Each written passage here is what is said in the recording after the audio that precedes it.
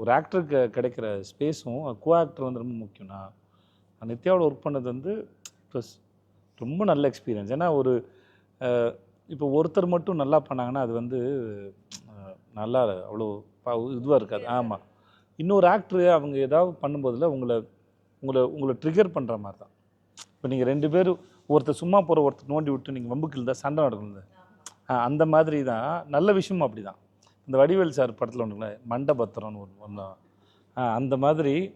ஏன்னா இவர் ஒன்று போட அவர் ஒன்று பண்ண ஒரு பிரச்சனை ஆகல. அந்த மாதிரி இன்னொரு ஆக்டர் அவங்க எதையாவது ஒரு பெர்ஸ்பெக்டிவில் இல்லை எதையாவது ஒரு ஒரு பாயிண்டில் அவங்க எதாவது பண்ணும்போதில் அது இன்னொருத்தருக்கு ஃபீட். அது சில பேர்லாம் என்கிட்ட கேட்டாங்க, சார் நித்யா உங்களுக்கு காம்படிஷன் இருந்தா சேலஞ்சிங்கான. நான் ரொம்ப ரசித்தேன். அது இல்லை அது அல்லமா அது கிடையாதுன்னு சொல்லுவாங்க. Not at all.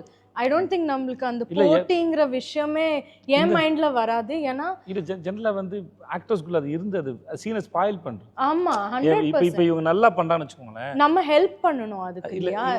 I feel like that. அவங்களுக்கு என்ன பண்ணா நான் என்ன பண்ணா அவங்களுக்கு ஹெல்ப் ஆகும் அப்படிதான் மைண்ட்ல வரும். போட்டிங்கிறது வரவே கூடாது.